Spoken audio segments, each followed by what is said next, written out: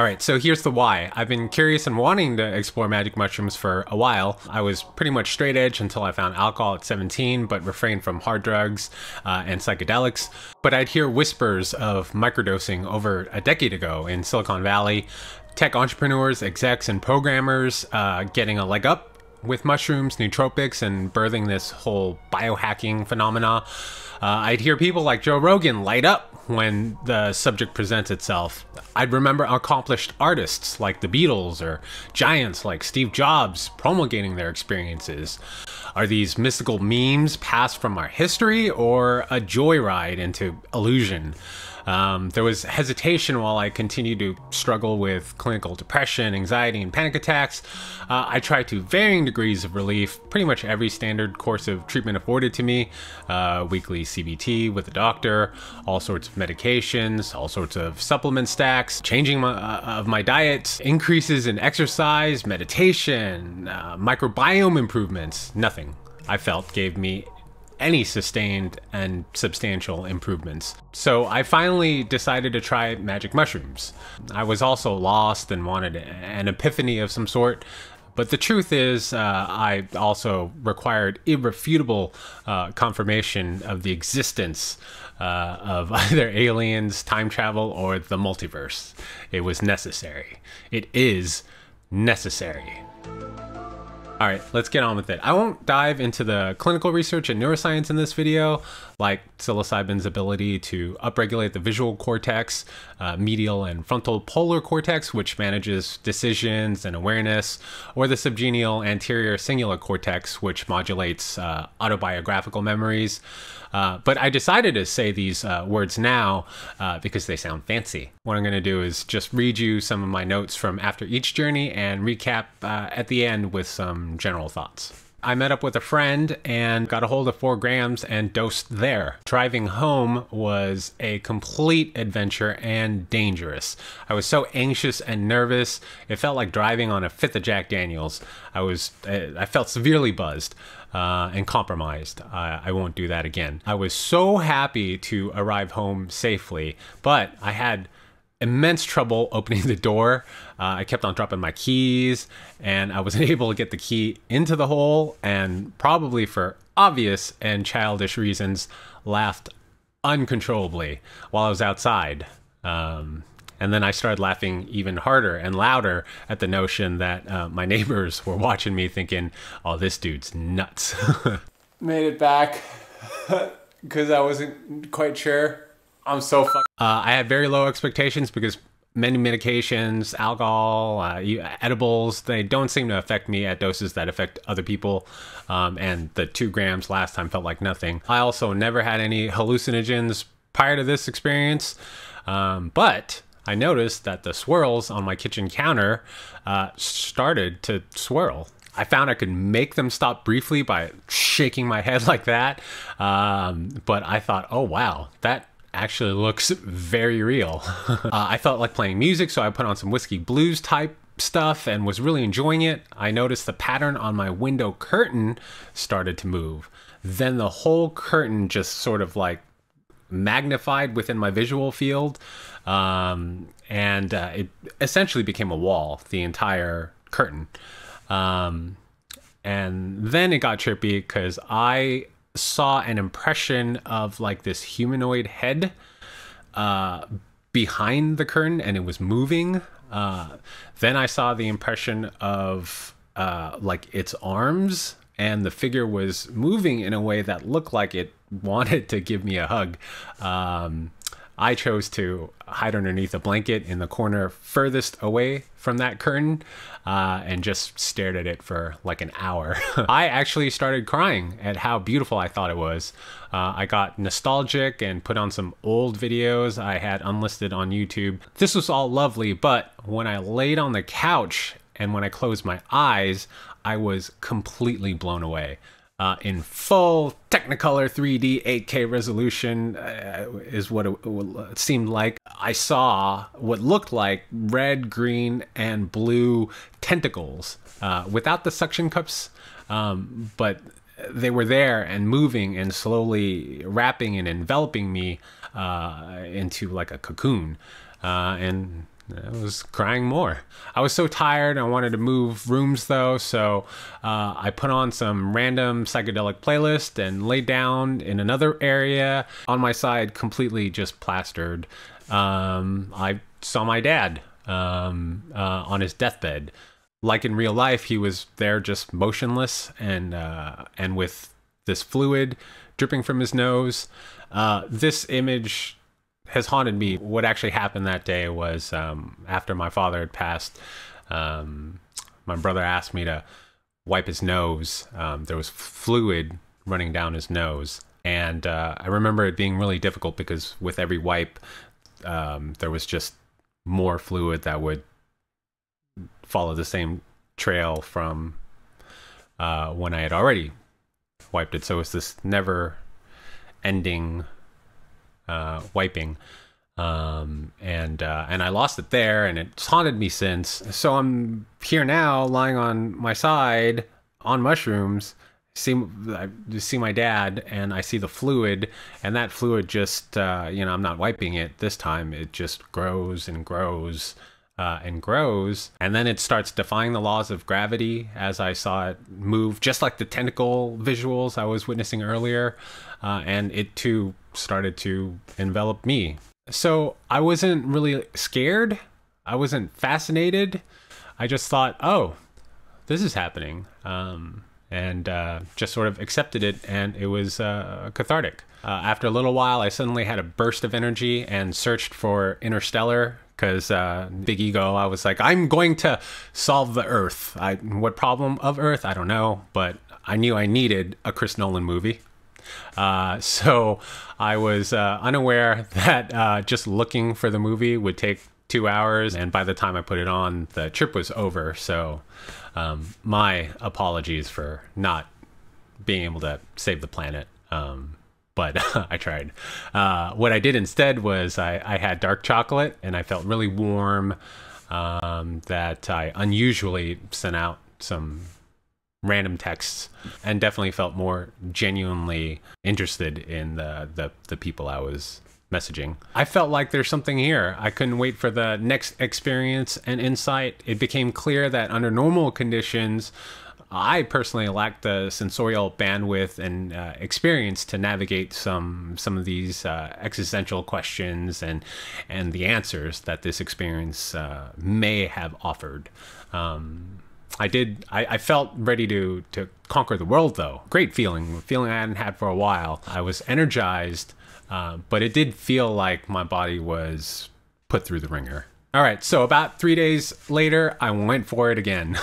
I had water bottles strategically placed around the house and food cooked in advance just in case, since, last time I got hungry, but I wasn't able to do much for many hours afterwards other than the dark chocolate, and bake some pre-made cookie dough. So this trip was actually really, really challenging. At the time, probably I felt like this was one of the most challenging experiences in my life. It started off the same type of wonderful. I got visuals, but noted that they seemed a little desaturated this time around. Definitely saw this gray synthetic honeycomb structure and seemingly kind of like free fell, zoomed into, within 10 feet of this thing, and may have seen a greenish figure inside one of the single honeycomb cells. And then the music I was listening to actually just stopped. I don't remember why. I said, cool, let's see where this goes, and proceeded to hope for everything, but what came was nothing. I started feeling unworthy of the mushrooms for some reason, and it started this spiral. First I thought maybe I had them too soon after the last hero dose, which is probably actually very true. But I couldn't be me. I felt uncomfortable. And when I'd get hints of the visuals or a feeling in my chest, I just fight it and resist. And it just made things worse, I think. I tried to tear my hair out and bang the negative energy out of my head with my palm. And then I decided I needed to get dressed for war. I was in my PJs at the time, and just felt compelled to dress up and, you know, put shoes on and lace them tight, because I was going to go to the scariest place I could think of within reason, which was my basement. I honestly felt at the time, if I died, it's actually okay, and I'm not ever okay with that. For the first time ever, I looked at my unresolved familial issues and determined that, I don't know, these may never be resolved, and maybe that's okay. It was this blanket of relief. So anyways, it gave me confidence to move down into the basement, and it's an unfinished basement, and I hate it. It makes me think of horror movies and like rodents, and it just, I don't know, it just gives me heebie-jeebies. But I got comfortable down there. I started to get some visuals, like I could visualize or see where spores were underground. I have no proof of if that's true or not. It just felt like I knew where they were. And then it also felt like I heard them. I don't know.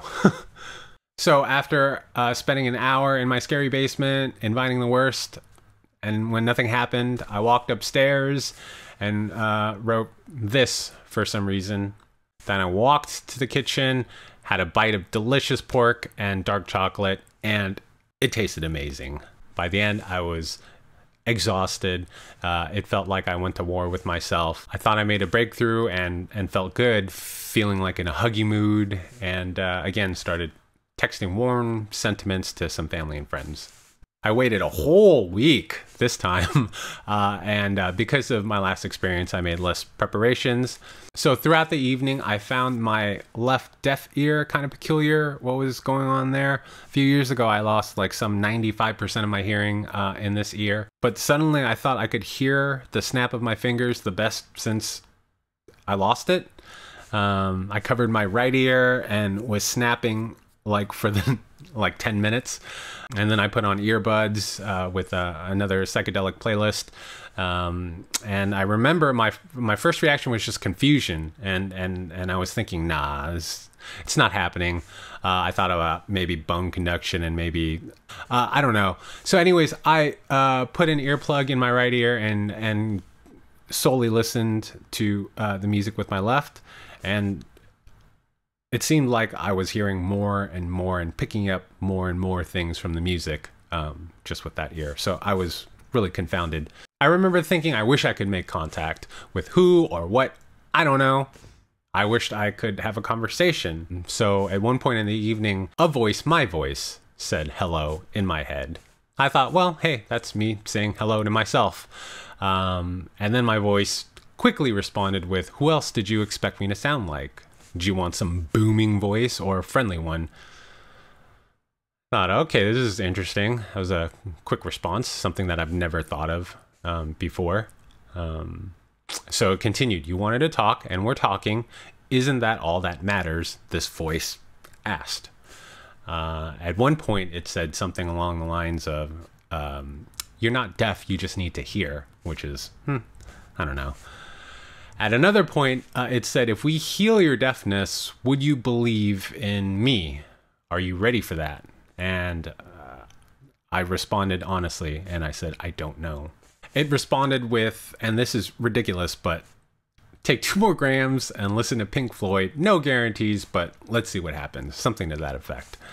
And I think I was meant to keep this up, but didn't afterwards. So my hearing is essentially the same now. Well, actually, I don't know. Maybe the lesson was its baseline has improved over time. I just never noticed it. But anyways, I listened. I took 2 more grams, laid down, listening to Pink Floyd, staring at art, and was bounced around time, getting flashes of Primordial Planet. I ended with this feeling that we're all one and the same, somehow molecularly or spiritually entangled. Sometimes I see this visual, organic, but patterned web while I'm tripping. And it used to throw me off and, kind of feared it. And in general, I always fear weighing my own web down. But now I kind of see it as a network created to ensure we help prop each other up and we're all connected. I want to take a second to thank Skillshare for sponsoring this video. The new year is kind of this nice bookmark to start something new. I often talk about stretching your dynamic range and making connections, especially new ones. So synergistically, Skillshare makes a lot of sense to me. If you don't know, it's an online learning community that can teach you a bunch of new skills. I plan on investing more into myself this year, and I think everyone should too. Most of the things I know have been sort of self-taught. Tedious time lost through reading text, trial and error. I never really had something like Skillshare, and definitely would have loved its interface and search options. I'm actually still trying to learn some magic tricks, and Jeremy Tan has his Learn Card Magic workshop. This guy is excellent. He's very good with sleights and cards, and he teaches things like the shake change.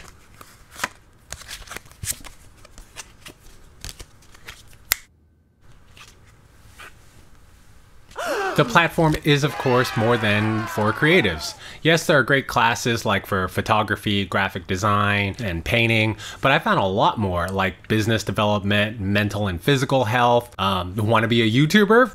Or learn the fundamentals of cooking? They got that too. I think it's a pretty great resource if you're thinking about a career pivot, career growth, or starting a new side hustle. Skillshare is ad-free with new premium classes launching weekly, and yes, the first 1,000 people to use this link in the description will get a 1-month free trial of Skillshare. You know, they say that knowledge is power, and at least to me, free is awesome, so I say, why not join today? So in the week before the next trip, I watched Fantastic Fungi, which is a documentary circling around the famous psychonaut. What struck me was how he cured his stutter with a 20-gram dose.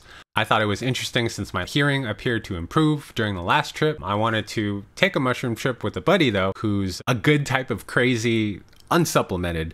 I was really amazed at how differently we each reacted in the same environment and sort of situation. In the basement, I, liked being isolated. I heard the clicks and noises that I've been accustomed to on these trips, similar geometric web-like structures, still nowhere near as colorfully vibrant as they were the first time, but they were three-dimensional and high definition. I found it a real struggle to keep conversations with my buddy and felt uncomfortable being around strangers.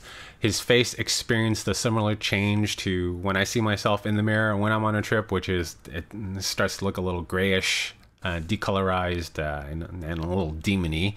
But the thing that freaked me out the most was his sweater he was wearing had like dozens of faces on it. I had to stop mid-conversation to admit that it's taking every ounce of mental faculty to not freak out at all the dancing eyes staring at me. But I was so tired, I had a nap for an hour. I had faint residual visuals when I closed my eyes, felt warm afterwards, both physically and in mood, but was pretty anxious, and it felt like I'd been awake for a few days. I noted these weird sounds are like this synthetic, almost tinnitus-like buzz with random clicks that reminded me of sounds and noises like the Predator from the movies make. And in retrospect, I completely admire how my friend didn't care about how others saw him, regardless of mushrooms, but how he seemed to really care about how everyone else around him was doing.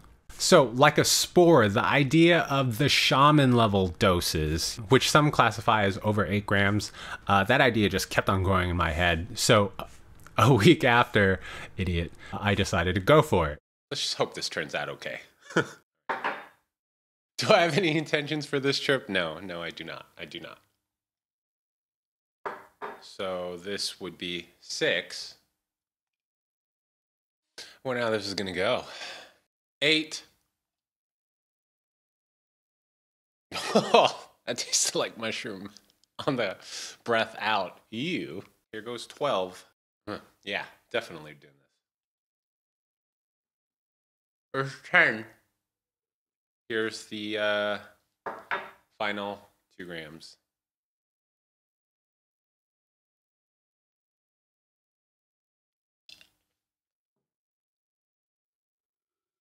This trip started fast. Oh, yeah. So why am I here? Yeah, it's starting to happen. I'm starting to hallucinate textures on the curtains, the fur on like rugs. They're starting to dance. They're starting to move and flow around. So I don't know how long that took. Yeah, what are we? We're still in like the first hour or so. Yeah, we're still in the first hour, right? Right, cool candle flame. Okay, all right. And took a turn for the worse when I got a text from a friend. We had a little history, and usually I have my phone off during trips. But anyways, during this trip, after seeing the text, I suddenly got these warm feelings for this person, and in the beginning it was hilarious. I began screaming, "Oh no!" Yeah, many times, just thinking about the notion. I remember just laughing like a madman, so it was spliced between "oh no" and then just uncontrollable laughter, and then a conversation that started in my head turned audible. "You're in love, shut up." Spoiler alert, I'm not in love. Nothing like that. But then this haze took over, and it felt like I experienced 3 lifetimes with her. So yeah, if there's one lesson out of this, just put your phone away if you're going to go on a trip. But it didn't stop there. I was bedridden and unable to respond. And then a text out of the corner of my eye saying something along the lines of, "I make her sad when I leave her hanging." I felt really selfish, and in an effort to rectify this situation at least, I thought I should record a rap. Long story, don't ask. I crawled and was searching for microphones, and I was dropping microphones, and I was completely forgetting like what goes in what, which button. So I was unable to make this whole thing work, but I tried really, really hard. I think I spent like an hour and a half, and I tried really hard, but I just couldn't do it. I think I even muttered at one point. I did mutter at one point. I really tried. And then I heard, "I know," or "we know." I kind of thought was this like a test? And did I pass? Because as soon as I heard that, this kind of gateway opened, and I thought my physical body was going to die. I thought I was going to move on, and here's the door. And it felt like I was falling in some deep space towards this opening. And I got scared, and I don't know if it was audibly or not, but I was like, I don't want to go. And all hell broke loose afterwards. I got this feeling of, the roller coaster summit. I get this feeling anyways, regardless of any substances for years now. This anxiety roller coaster, and then peak summit is when it's at its worst. Well, it was peak summit for 3 straight days afterwards, and I felt a sense of failure that's digging deeper into a hole I can't climb out of, with this like magnified doomsday clock. But at the peak of the trip and darkness, I seemingly gave up control of my hands. At certain points, it was comforting me. At other points, it dug its fingers into my temple as I uncontrollably, audibly, and firmly spoke. It's not about you. It's not about you, like that. Sometimes it was even the voice. I couldn't control what I was saying. And sometimes it came out rhythmic, like, "It's not about you. It's not about you." Other points in time, though, it was comforting. It was, my hands started to rub things, "It's going to be okay," came out of my mouth at a certain point in time. So that was odd. And though the effects and the mood would last, the entire week afterwards, after the trip I settled, I remember feeling like it's somehow like my body went through 3 years and 10 hours. That's how exhausted I was. So let's wrap it up. I was searching, wanting a catalyst for change. I think I had it with the first trip, but I also think I ruined it with all the subsequent trips, especially having them so soon afterwards. I might have spoiled it thinking I could supercharge the healing and gain more wisdom with more and bigger doses. Anyways, some general notes on effects I didn't discuss. I find positive correlation with larger doses regarding these tics that I started noticing. I was blinking more, and I was doing this finger thing a lot. just walking, pacing around, looking super crazy. Oh, during a trip, the space feels larger and larger and larger. Like, my living room starts to feel like a mansion, and it's not. But during the trip, I'm like, oh my gosh, this space is huge. This effect does not apply to bodily appendages, if you're wondering. Everything looks dirtier and grimier. My reflection looks extremely hideous, more so than it normally does.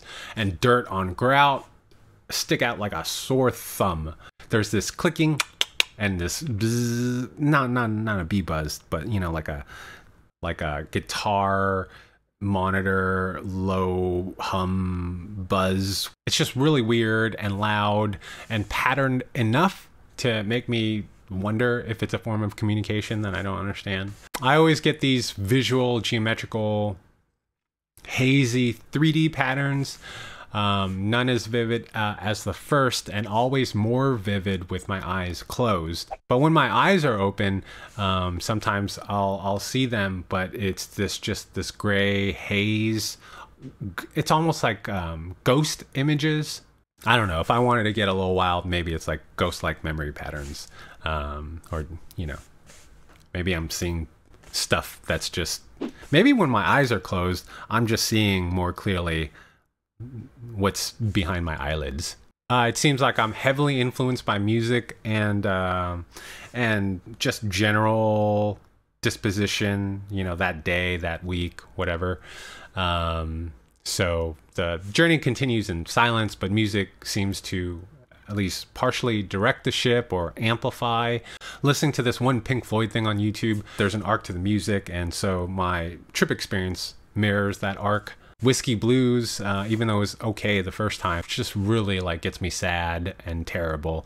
I mean, Whiskey Blues makes me feel sad just in general, so obviously things are just super amplified. Had minor concerns about blood pressure, but I didn't monitor it, but I wouldn't take any stimulants on the day of those days. In fact, I would usually just fast on the day that I would go on these trips. During the peak of the trip, my brain feels just flooded with activity and information that I can't process. It feels like neural connections are being made. It feels like I can physically feel them being made. There's a lot of information and ideas that just kind of happen that I can't process. I noted eating mushrooms to me sort of felt like at the time eating the internet, or at least memories of the mushrooms. Imagine Neo, when he first learns Kung Fu, it's just being downloaded into his brain. And yes, if you're wondering, I do know Kung Fu. Hung Gar specifically. No, I did not find it effective. Tiger Claw didn't work in real life. I always don't feel like taking any substances, supplements, or medications for a few days afterwards. And if I feel like I'm hungry, usually just crave pork and dark chocolate.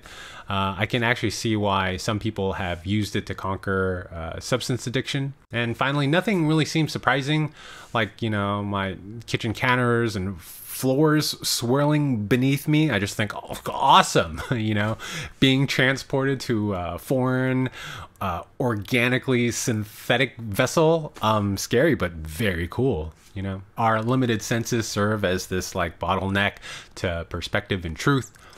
Psychedelics may broaden our ability to perceive a greater entirety of whatever this is. And for something to be truth and not belief, there has to be zero doubt, and no other possibilities, right? So hopefully mushrooms at the very least fired up some neurons and changed perspectives. I often like to tell this story that this brilliant radiologist, he was having difficulty seeing fractures in these x-ray images that he was constantly looking at. So to better help identify them, he started turning the x-rays sideways, and then the things he was looking for started to pop out more.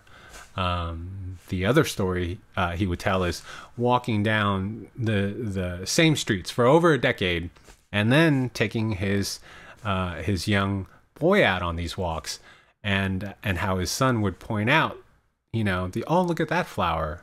And he would go, oh, I never noticed that. In that respect, I think that psilocybin, at the very least, activates parts of the brain, stimulates new neural connections, and helps to change our own perspectives within our lives. It sort of allows us to better recognize the flowers in our lives, so to speak.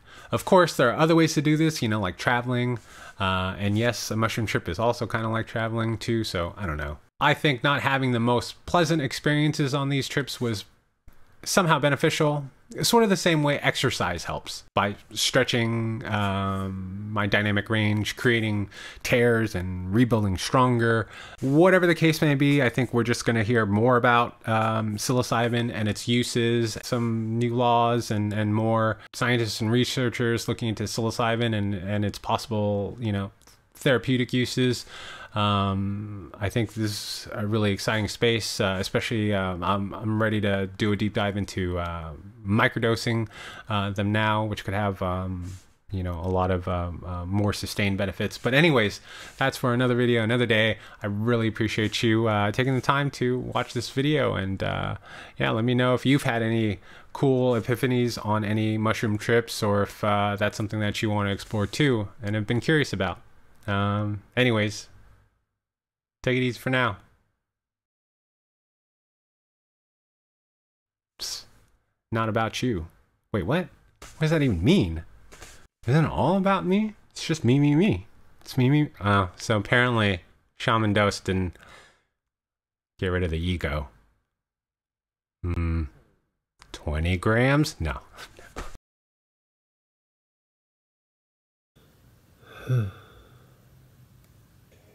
Noise is he's buzzing.